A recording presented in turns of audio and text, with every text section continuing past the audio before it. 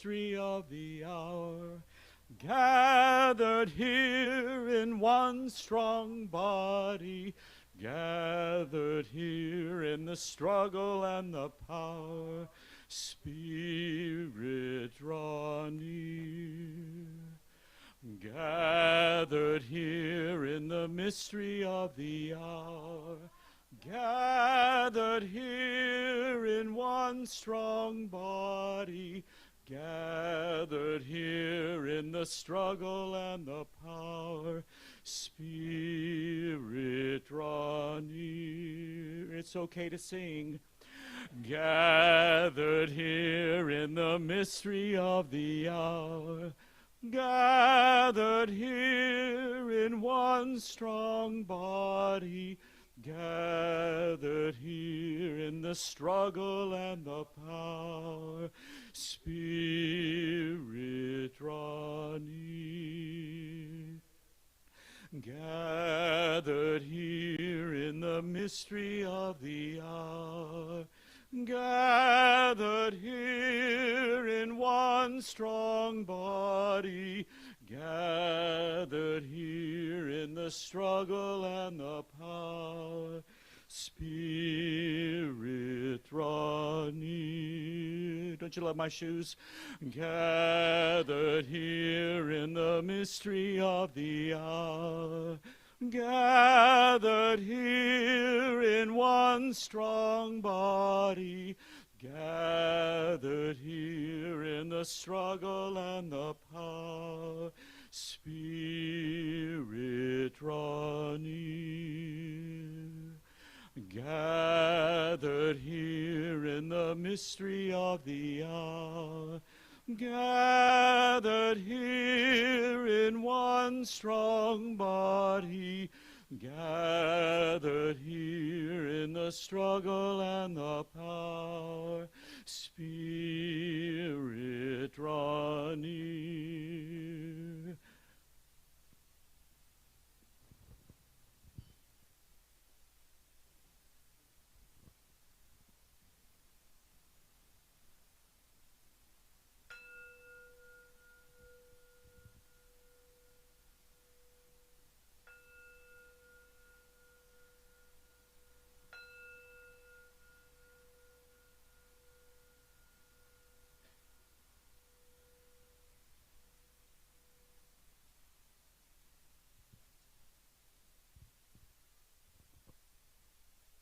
Good morning. Pandemic by Lynn Unger. What if you thought of it as the Jews consider the Sabbath, the most sacred of times? Cease from travel. Cease from buying and selling. Give up, just for now, on trying to make the world different than it is. Sing, pray, touch only those to whom you commit your life. Center down. And when your body has become still, reach out with your heart. Know that we are connected in ways that are terrifying and beautiful. You could hardly deny it now. Know that our lives are in each other's hands. Surely that has become clear. Do not reach out your hands. Reach out your heart. Reach out your words. Reach out all the tendrils of compassion that move invisibly where we cannot touch. Promise this world your love, for better or for worse, in sickness and in health, so long as we all shall live.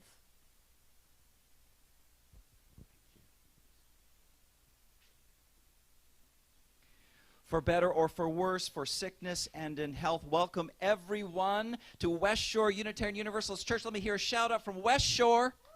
Shout out from West Shore. Welcome if you are here in the flesh, face to face. Welcome if you are at home joining us on the live stream. We are so glad to be here this morning. It is like we have been in dim light for way too long, and we are entering into the sunlight squinting, right? Here we are. Clearly, we need a tree right here in the middle, don't we? Don't we need a tree? We got these two. See where you guys are clustered. There you go. It has been 16 months, I think, since we've had the pleasure to worship like this together in the flesh. I need to say up front that if you are moved to tears, you should let those tears flow. If you are moved to laughter, you should let that laughter happen. Tears of sorrow for all that has needed to be pushed aside so that we could keep safe in the face of COVID-19. Tears of sadness for all the people who cannot be with us in the flesh because it is still not safe for them.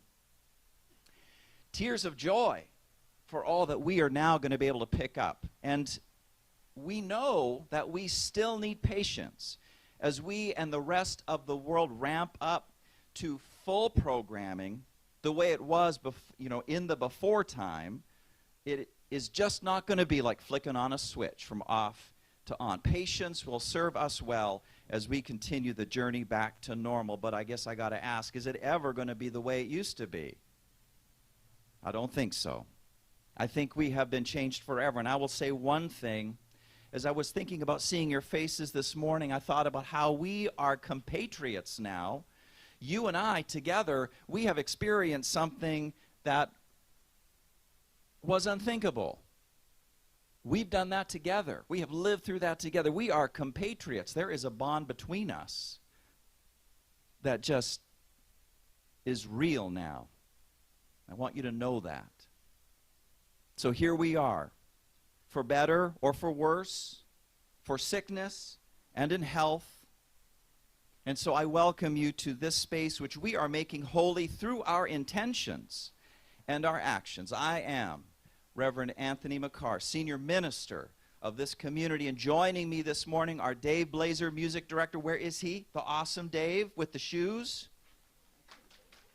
Brian and Margaret Gardner, special musicians for this morning. Megan Ross, Director of Religious Education and Engagement. There she is right there. Vicki Warden, Judy Montgomery, Grace Durfee, Worship Associates right here. Barbara Walker, candidate for lay ministry right here. Christine Solante, Michael Hockman, and Bob Beamer, who are our wonderful tech folks making this live stream possible. Above all, folks, let love be in our midst today. Let love be in our midst. May it stir among us. May it prompt us to remember what is holy and valuable for us. May it prompt us to go out into the world and live those values. That's right. A special welcome to you. If you are a newcomer to our community, gay or straight, cisgender or transgender, whatever your race or ethnicity, you are welcome. And if you are joining us via the live stream, let us know if you are new or relatively new. Our West Shore regulars would love to greet you who are also on the live stream. If you happen to have any questions, and that's for everyone, please connect to West Shore's Member and Engagement Coordinator, Diane Elkhorn. Where is Diane? There she is right there. She'd love to hear from you. Diane's email address is being added to the Facebook chat as we speak. I want to be sure to remind you about a couple things. First, restrooms. Access to restrooms is available through the courtyard gate, so please refrain from coming close to our tech equipment here. Second, I want to encourage everyone to stop by the social action table after the service. It's at the table right beside where Megan is. Voter suppression, gerrymandering, legalize carcinogenic de-icers, making protesting a felony, laws against teaching critical race theory. There are so many issues and bills that are before our Ohio legislature that deserve your attention. Please stop by the social action table after the service so you can learn more about these bills if you want to know more, and also so you can do something about it. That's what we are. We are a people who does something about these sorts of things. Packets with information in them, postcards for you to send to your elected representatives will be available. So check that out after the service. Once again, West Shore, oh my God, you are just a sight to behold. Welcome to this space. Welcome to this new day.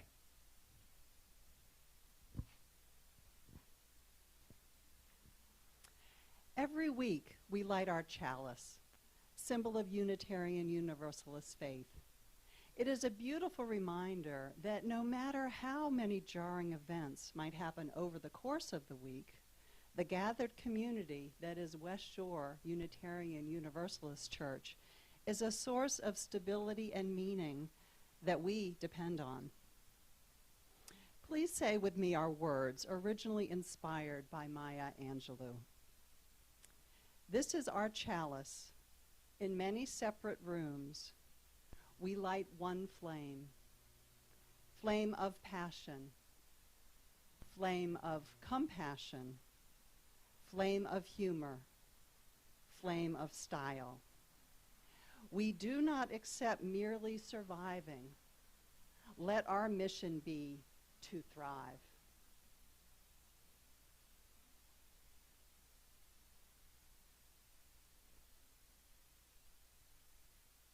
Together in spirit, we are one.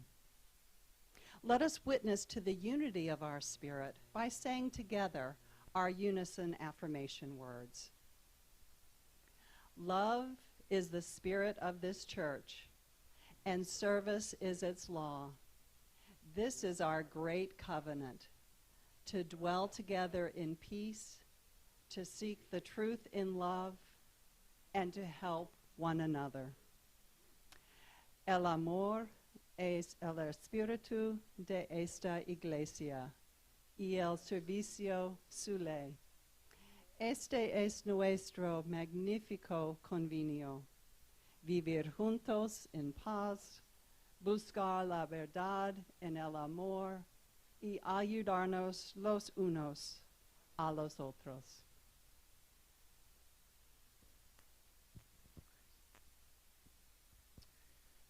So may it be. And now we turn to our time of greeting. Let us begin by bringing to mind people who are perhaps not here, people for whom we carry deep feelings. Some of them might be in a time of trouble. Others you just want to send love to.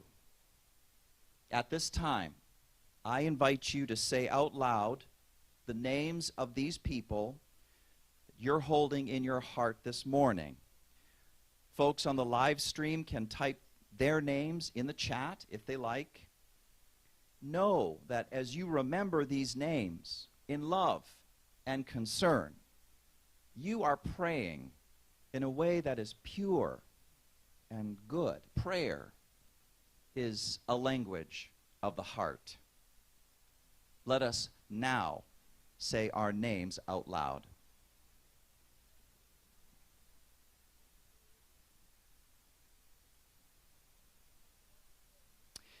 Now take this moment to turn to your neighbor, reach out in a way that feels safe to you, perhaps with an elbow bump and a smile and hello. Perhaps you might bow to them with the gesture of namaste.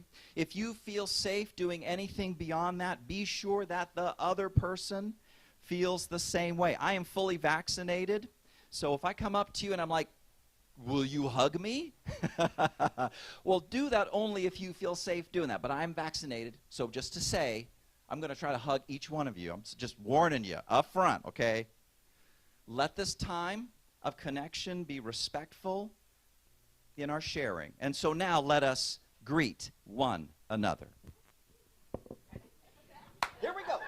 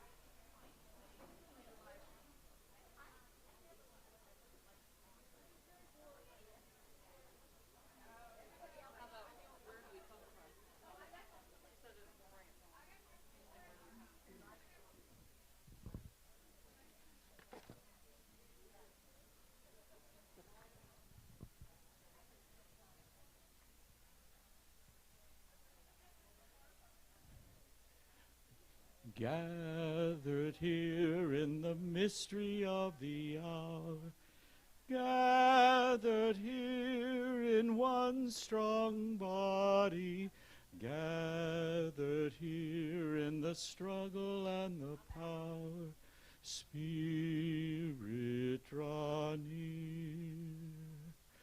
Gathered here in the mystery of the hour, gathered here in one strong body, gathered here in the struggle and the power, Spirit, draw near. That was Dave's very nice way of saying, Reverend McCarr, you got to get back here. So this is Father's Day. Fatherhood is rightfully on our minds. We rejoice for the fathers and father figures whose influence on our lives has been positive, even profound. We give thanks for the fathers in our world who, like all parents, are well aware of their shortcomings and feel the anxiety of not knowing it all, not being perfect. Bless them in their imperfections, their perfect imperfections.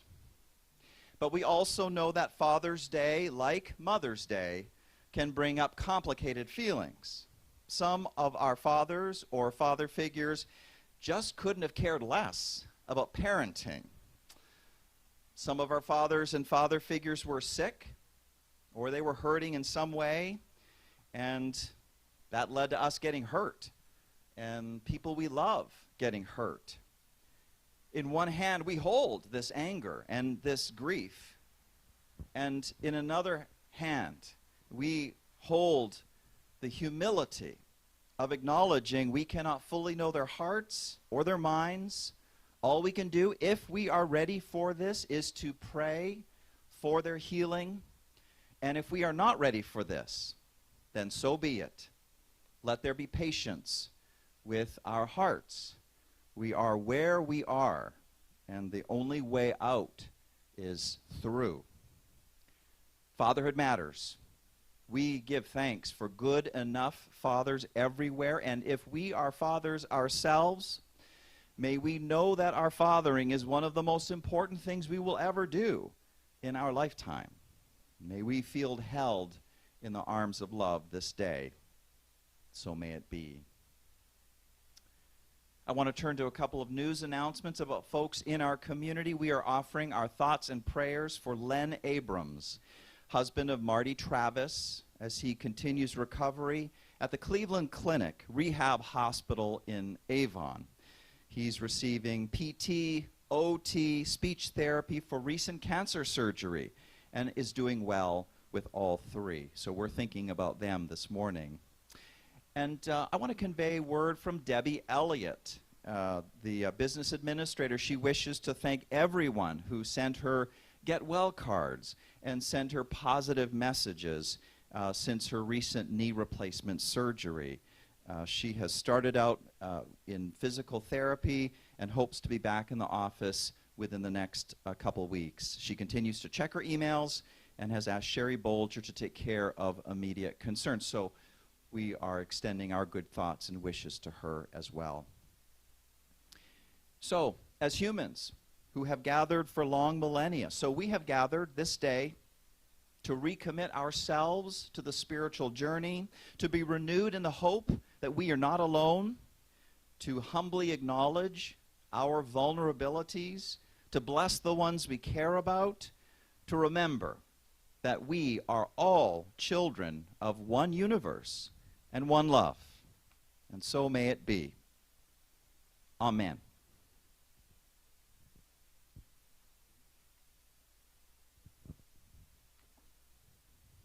Our hymn this morning is the song, Where Do We Come From? And let's treat it like a call and response. I'll sing a line and you just repeat. Where do we come from? What are we? Where are we going? Where do we come from? What are we? Where are we going? Where do we come from? Where do we come from? Mystery, mystery, life is a riddle and a mystery. Mystery, mystery, life is a riddle and a mystery. Where do we come from? Where are we going? Where do we come from? Where are we going?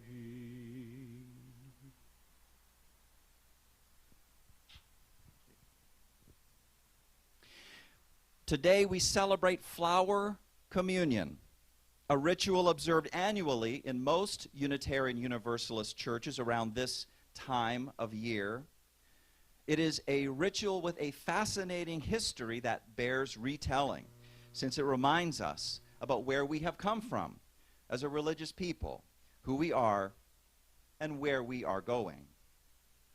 The story of the Flower Communion.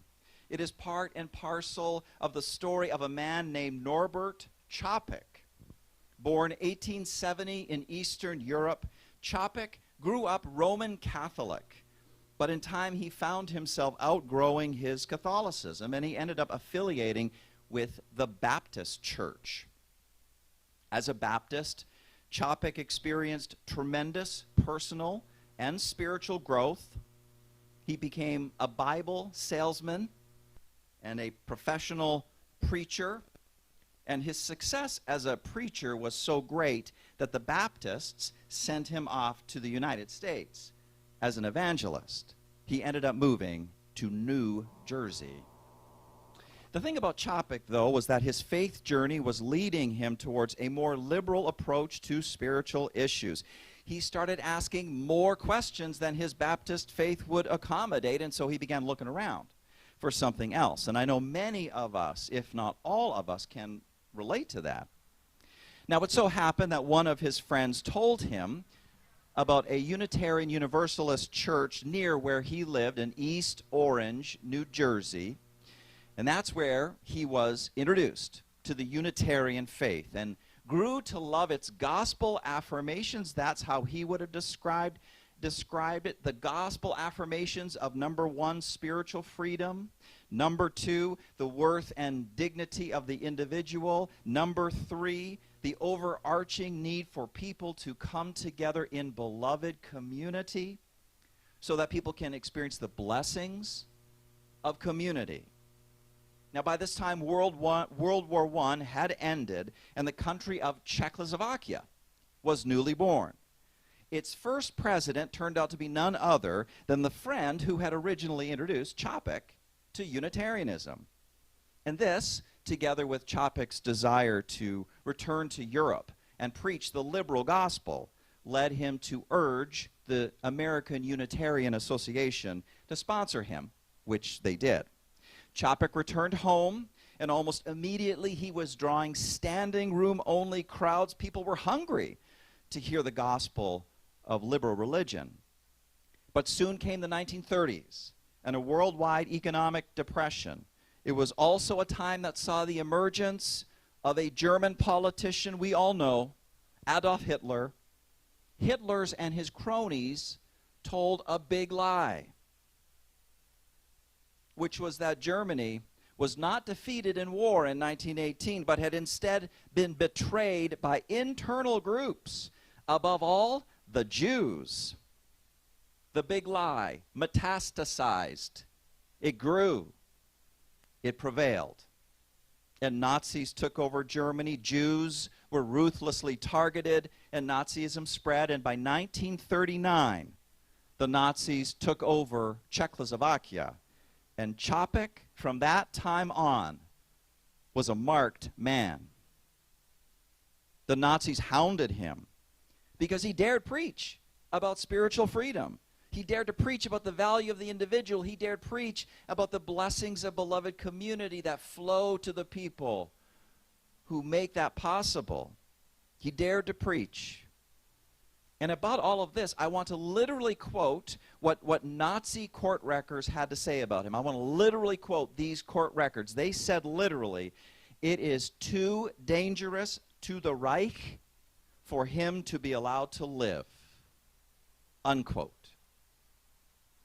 They were just looking for an excuse to arrest him, and they found it when they learned that he had been listening to forbidden British radio broadcasts. Eventually, in June of 1942, Norbert Čapek was sent to the death camp in Dachau. He was killed the next year as part of a Nazi medical experiment. You can imagine what his death was like. Despite this, though, Čapek's vision of liberal religious community lives on today in so many ways, including the flower celebration that he and his wife Maya created. Their grandson, Ron Frederick, has this to say about what happened. He says that they wanted a symbolic ritual that would bind the people together. It had to be of such a form that all could participate without reservation, and so they conceived of the flower communion. On a certain Sunday, each member was asked to bring a flower. At the end of the service, each person took home a different flower. Bringing the flower was meant to symbolize that each of us, each person is a unique individual with skills and talents and hopes and dreams and all sorts of beautiful things, and they were choosing freely to join with others to share in that uniqueness. And then when people took home a different flower, well, that represented the benefits from this sharing experience. And that's the essence of the flower communion. A simple ritual, though it holds profound depths and meaning. And though it was probably never intended to be used like this, it can also be a way of remembering heroes of faith like Norbert Čapek, who is a spiritual father to us. Appropriate for us to be doing this on Father's Day, because Norbert Čapek's spiritual fathering was powerful. He fathered the liberal gospel, ensured that it would be never lost in time, never abandoned. And so here we are now, today, all these years later, and we turn to the first part of our ritual, in which the flowers are collected. One section of a time, at a time will come forward as led by our ushers. You will come forward and place your flower in one of these collection baskets. If you have mobility issues, just stay where you are. An usher is going to come to you and pick up your flower for you. When your flower goes in the basket, reflect on the inherent sacredness of life.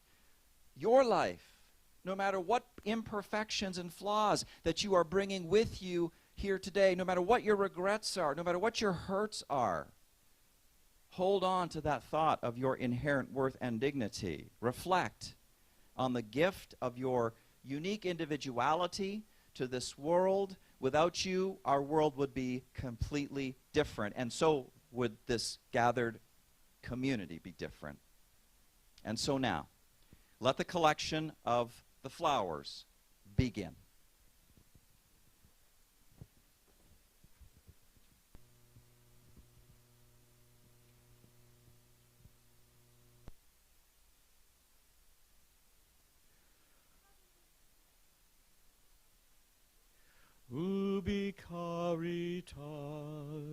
et amor,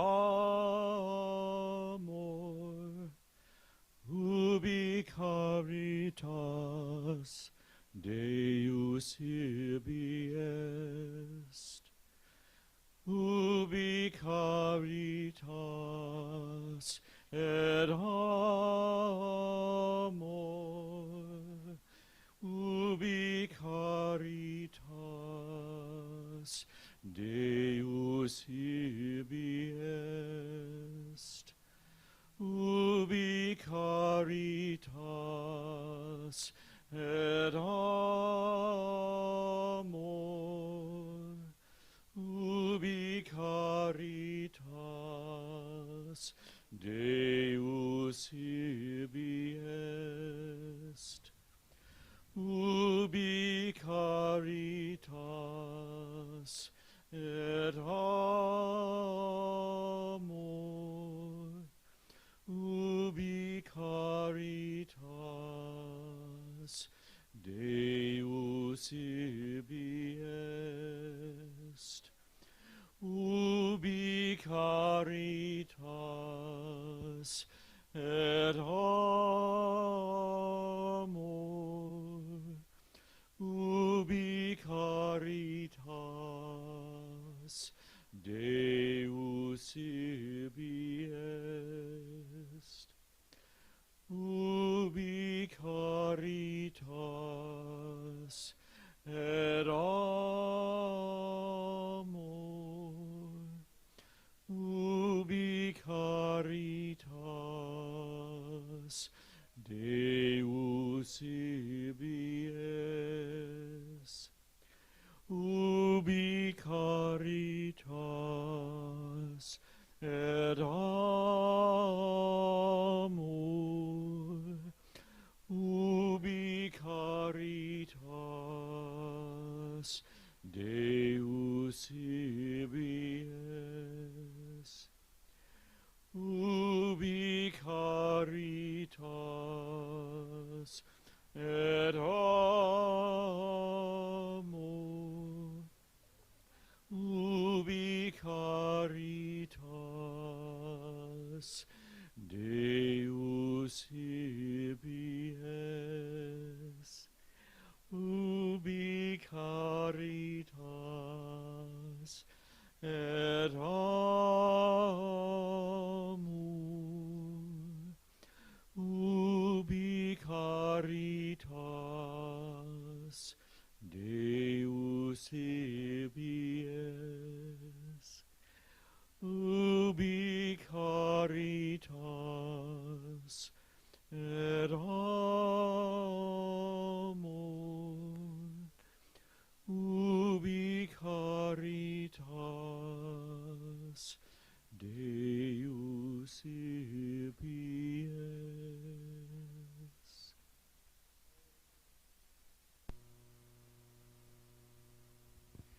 You know, special thanks to Jerry Devis, Elizabeth Jarenser, for helping us with our beautiful flower celebration. And they're spritzing the flowers. So in a couple of minutes when you come pick up a flower, it'll just going to be beautiful and fresh. And so now let's move on into a time of meditation. I invite you to put your hand on your heart, if you wish to do that with me, to feel the warm connection of yourself to yourself. Feel the deep support that is there. Know that in your journey of life, you are not alone. The spirit of life and love and beauty and kindness, it is there. We seek it through our spiritual searching. And I want you to know that it equally searches you out. That spirit of life is equally searching you out through the wisdom of the ages, through the natural world and all its wonders, through this community of Unitarian Universalist faith, and through the parents and teachers and friends and companions of our lives.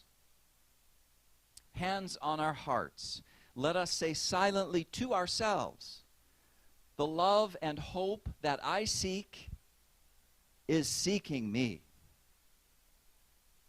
Say silently to yourself, the love and hope that I seek is seeking me. May we not be daunted by the enormity of the world's grief. May our lives be dedicated to justice and to peace. And along the way, may we never forget to savor all that is good in this world, all that is good that this world offers. We know that none of us is perfect, though perfectionism is a constant temptation, isn't it? None of us is perfect. May we forgive ourselves for our mistakes. May we forgive others. May we begin again in kindness. And so may it be. Amen.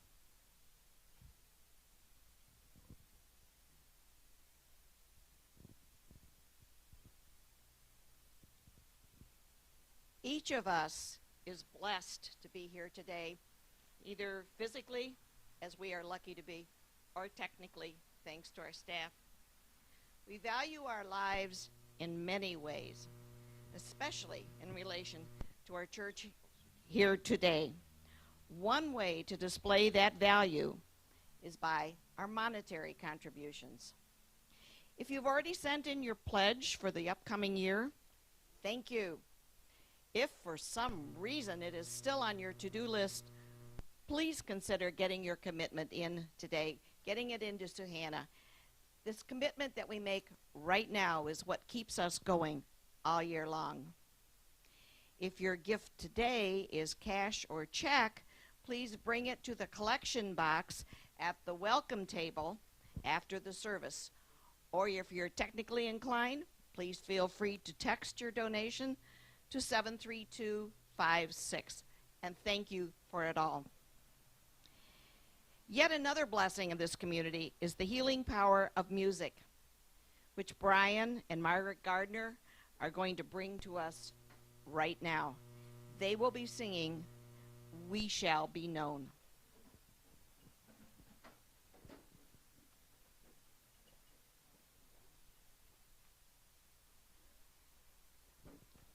Margaret, do you?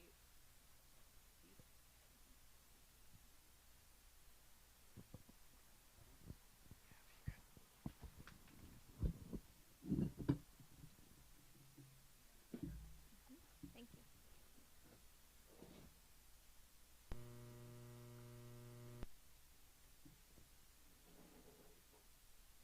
We shall be known by the company we keep, by the ones who circle round to tend these fires.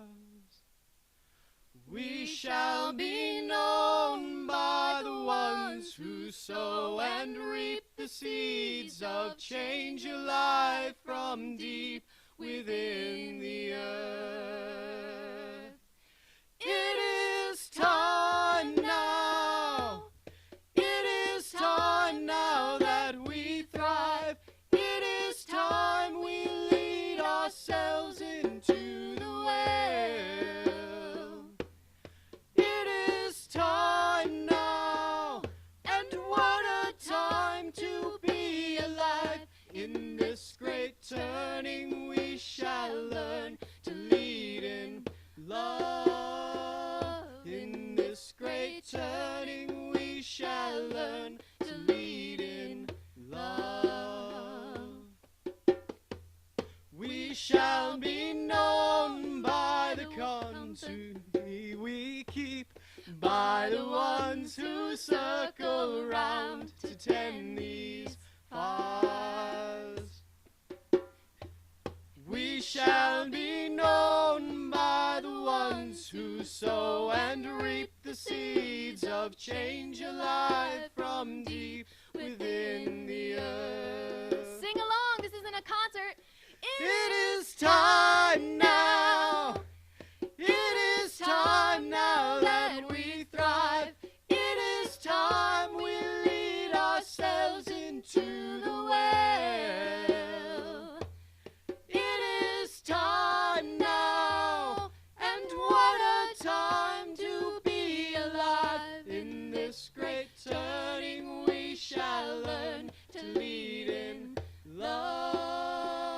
In this great turning we shall learn to lead in love. In this great turning we shall learn to lead in love.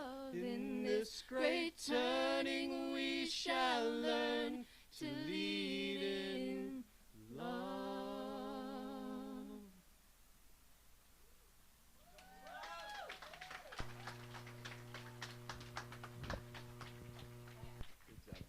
Love it, love it, love it.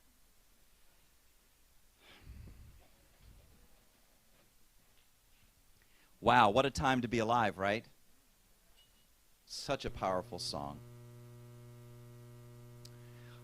Of the many meanings of the flower communion, one of them to hold on to right now is the theme of love and hope reborn. This implies struggle, perhaps of the greatest kind. We have already heard of how the Nazis sent the originator of the flower communion, Dr. Norbert Chopek, to his death. But we also know this, that what Dr. Chopek started could not die. His flower communion was a gift to our communities of faith and to the world, and that gift has far outlived the Nazis. Can I hear an amen to that? It has far outlived the Nazis. Every time we celebrate the flower communion, it is literally love and hope reborn. Do you see that? Here we are, love and hope reborn. Here now, just some of the stories that resonate with the flower celebration. From earth-based spiritual traditions comes the insight that just as the earth does not get stuck in the dead of winter, but cycles inevitably into spring, so our hearts need not get stuck, and they can be reborn again, just like spring flowers. From the tradition of Judaism comes the story of the Passover, which sees the ancient Hebrews oppressed by slavery and facing impossible odds. But hope is not lost. Moses leads the people to freedom from the power of Egypt. Moses leads them to the promised land.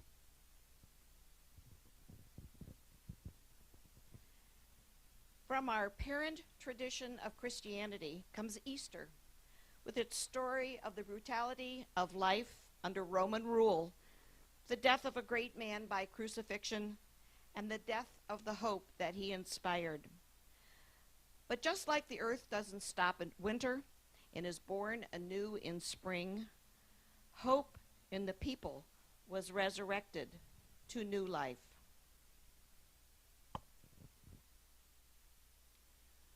From American history comes the story of the oppression of indigenous people and land theft.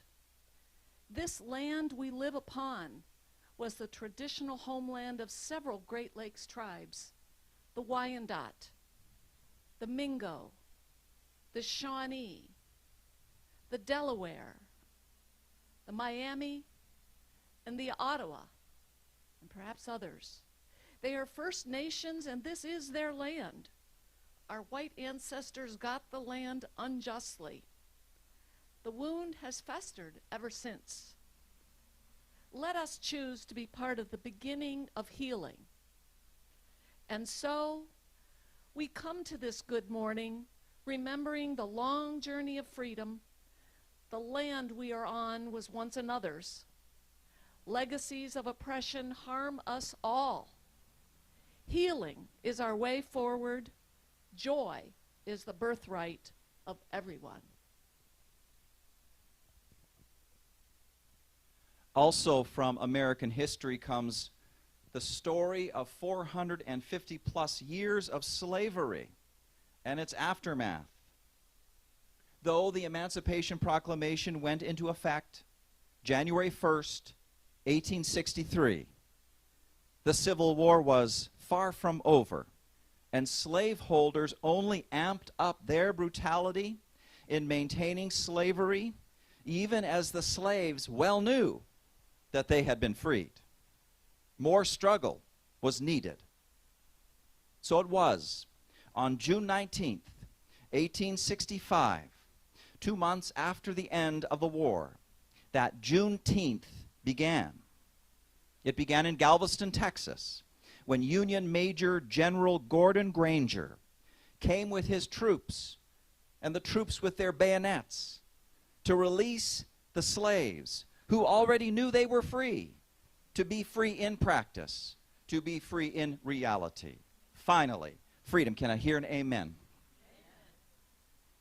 The Galveston slaves reacted with spontaneous shouts, dances, prayers, songs. From this impromptu celebration comes the folk festival known as Juneteenth. And since 1866, descendants of former slaves have gathered yearly to celebrate it. My colleague, the Reverend Judith Meyer, has more to say. She says, Juneteenth became a time to tell stories of freedom. The story of Nehemiah in the Bible, for example, the fast-witted and fearless slave who got his freedom by making his owner laugh. It's another bit of Juneteenth lore. Freedom may have been a right, but it had to be won. And more often than not, the law had to be enforced at the point of a gun. Discrimination against people of color persisted. We know this. In spite of the Constitution, no one offered reparations to the slaves. They were free, but their trials were not over. Many years have passed since the first Juneteenth, yet it remains an opportunity to remember our history, something to celebrate and to assess as honestly as we can. And those are the words of the Reverend Judith Meyer. And I will add, all must remember slavery and its aftermath. To be fully American requires that we remember and never forget. It is right and fitting that Juneteenth has, just a few days ago, been made a federal holiday. And yes. But you know, the work of healing continues. There is so much healing to be done. Yes, Juneteenth is a federal holiday, but what about the question of reparations? Where did that go? Stopping police violence is urgent. Defending voting rights is urgent. Talking about race and racism in our schools is urgent. And not just in our schools, but churches and everywhere. It is urgent. Let each of us choose a way to be a part of this healing. May the spirit and energy of this flower celebration be not for ourselves alone, us folks on this pretty lawn, but may it be for the world. And there is one more story of the many possible stories we might lift up. The story of the pandemic that we have been through and are still in. To all those on the front lines, in hospitals, nursing homes, grocery stores, gas stations, and other places, may the love and hope of the flowers be yours. To all those who have suffered from isolation in this time and felt the consequences to their mental and spiritual health, may the compassion and healing of the flowers be yours.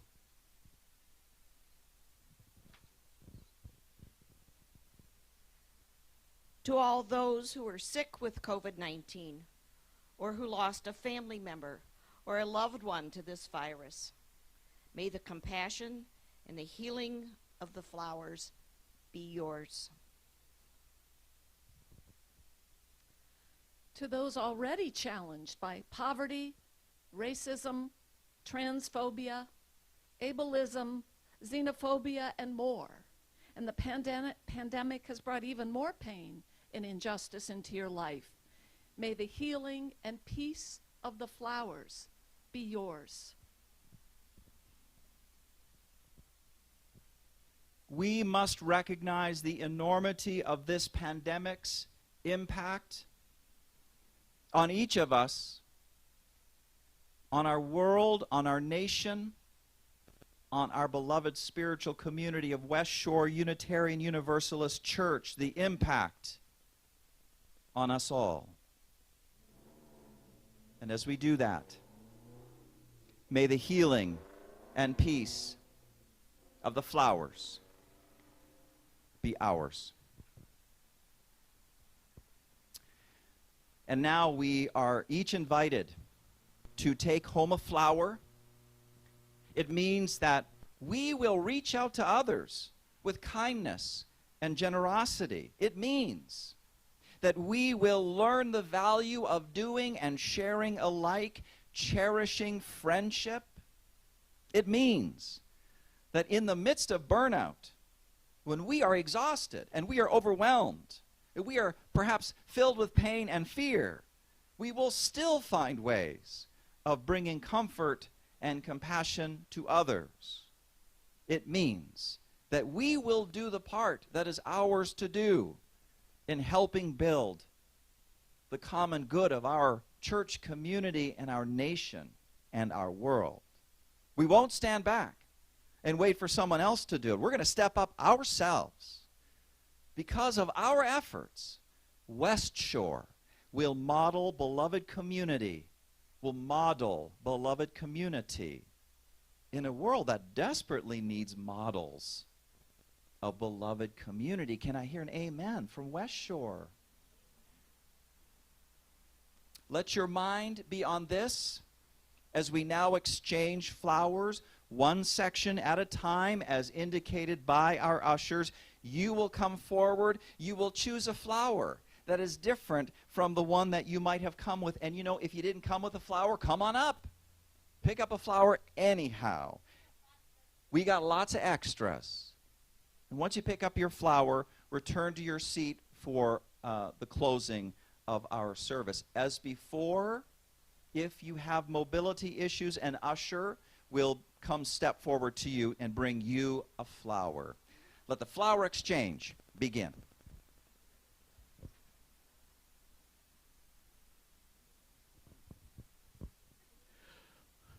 Ubi caritas et amor,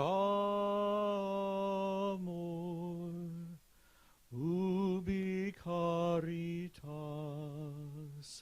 Deus ibi est, ubi caritas et amor, ubi caritas Deus ibi est, ubi caritas et amor, ubi caritas Deus ibi est, ubi caritas et amor, ubi caritas Deus ibi est, ubi caritas et amor, ubi caritas Deus ibi est, ubi caritas et amor, ubi caritas Deus ibi est, ubi caritas et amor, ubi caritas est.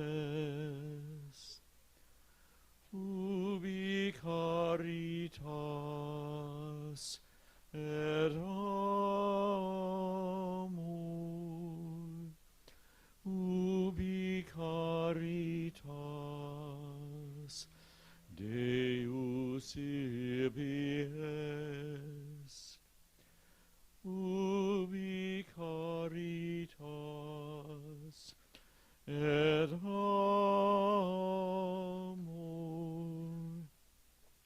Ubi caritas Deus ibi est. Ubi caritas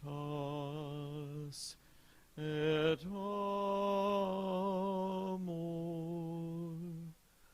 Ubi caritas Deus ibi est. Ubi caritas et amor. Ubi caritas Deus ibi est. Ubi caritas et amor. Ubi caritas Deus ibi est. Ubi caritas et amor. Ubi caritas Deus ibi est. Ubi caritas et amor. Ubi caritas Deus ibi est. Ubi caritas et amor. Ubi caritas Deus ibi est. Ubi caritas et amor. Ubi caritas Deus ibi est. Ubi caritas et amor. Ubi caritas Deus ibi est.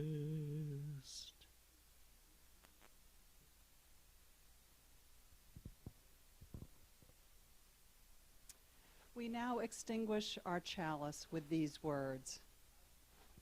We extinguish our flames, but not the light of truth, the warmth of community, or the fire of commitment. These we carry with us until we meet again.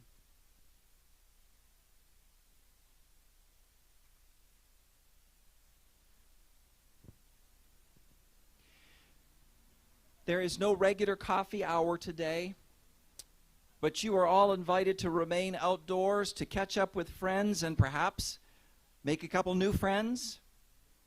If you need the restroom, of course, please go in the building, but for time with friends, please stay outdoors.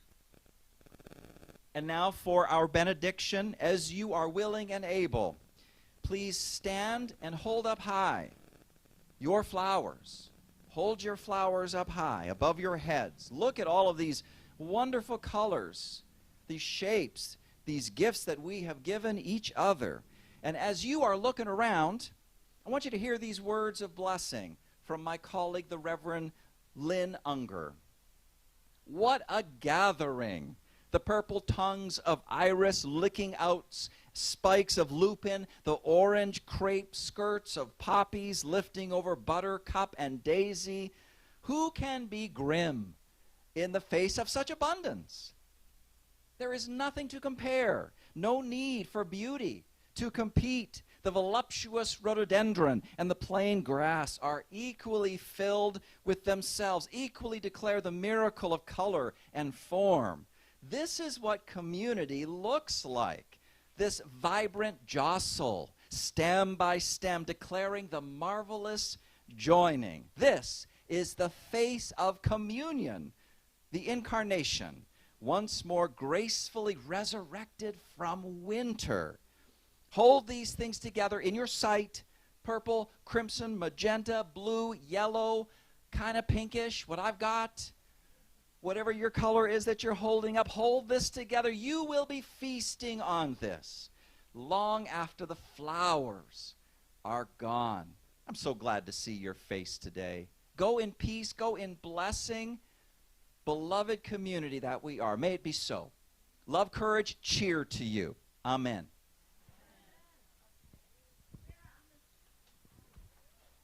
This little light of mine, I'm gonna let it shine. This little light of mine, I'm gonna let it shine.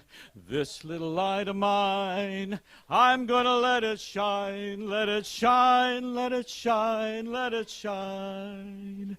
Everywhere I go, I'm gonna let it shine. Everywhere I go, I'm gonna let it shine. Everywhere I go, I'm gonna let it shine. Let it shine, let it shine, let it shine. Building up a world, I'm gonna let it shine. Building up a world, I'm gonna let it shine. Building up a world, I'm gonna let it shine. Let it shine, let it shine, let it shine.